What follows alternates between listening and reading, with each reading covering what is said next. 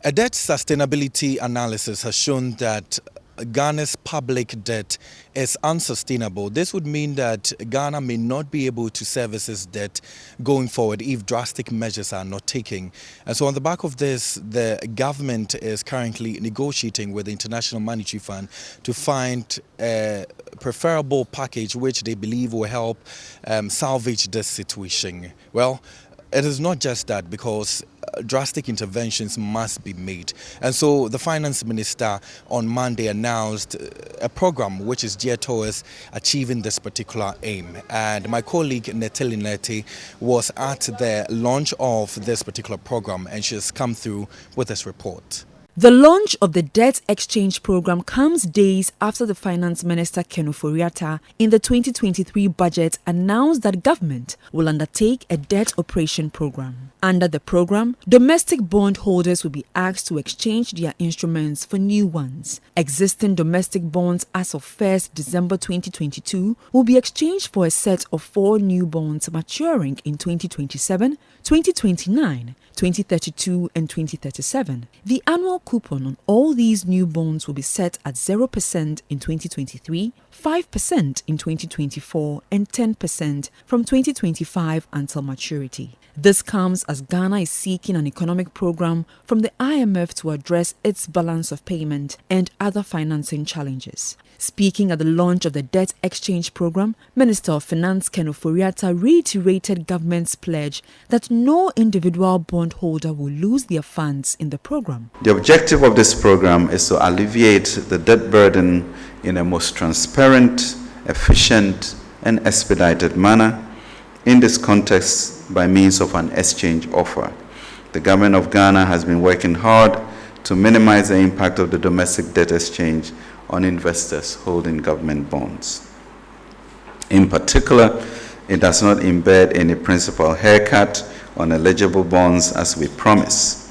Let me repeat this fact as plainly as I can. In this debt exchange, individuals holding domestic bonds will not lose, are not affected by the value of their investment will be retained. So let us remove any doubt and discard any speculation that the government is about to cut your retirement savings or the notional value of your investment. This is not the case. As already announced, Treasury bills are completely exempted, and all holders will be paid the full value of their investment on maturity. There will be no haircut on the principal of bonds. Individuals who hold bonds would also not be affected at all. Our domestic debt operation involves an exchange for new Ghana bonds with a coupon that steps up to 10% as soon as 2025, with 0 interest in 2023 and the first interest payment in 2024, and longer average maturity for the bonds. Ken Ofori-Atta noted that the domestic debt exchange program, which is part of a more comprehensive agenda to restore debt and financial sustainability, is a key requirement for the country to get a deal from the IMF. Thus, the need for the media to be circumspect in their reportage in order not to create unnecessary panic among investors. This debt exchange provides an orderly way to put our economy back on track. These efforts will be complemented by fiscal measures to protect the neediest and most vulnerable in society. The government expects overwhelming support to this exchange, and in truth, the success of this necessary endeavor depends, of course, upon the public's cooperation. That would also mean the media being helpful in disseminating the right information to economic actors.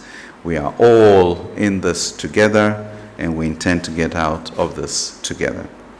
The alternative will be a far worse economic crisis with protracted closure from international markets, including imported goods and services, and further domestic economic instability, both for the real economy and the financial sector. One sector which will be affected by the debt exercise is the financial sector. He took the opportunity to assure all financial sector players of government support to minimize the impacts of the program on the activities. Our pledge to you all is that government will take all appropriate measures to safeguard the solvency of the financial institutions involved in the exchange. Thanks to well-targeted regulatory measures and the creation of a financial stability fund, banks, pension funds, insurance companies, fund managers, and collective investment schemes will be supported to ensure that they are able to meet the obligations to their clients as they fall due. For this reason, the Governor of the Bank of Ghana will follow suit with details of the necessary assistance in due course. We have also dialogued extensively with regulators across the financial sector, including the Securities and Exchange Commission, National Insurance Commission, and the National Pensions Regulatory Authority to agree that regulatory forbearance will be provided to all entities whose financial position is adversely affected by virtue of participating in this exchange. Government has finally launched the much talked about domestic debt exchange program, a key requirement to help us secure a deal with the IMF. Some key takeaways from this launch are that there will be no haircuts on principal bonds and individual holders of bonds will not be affected. For Citi News, I am Netele Nete.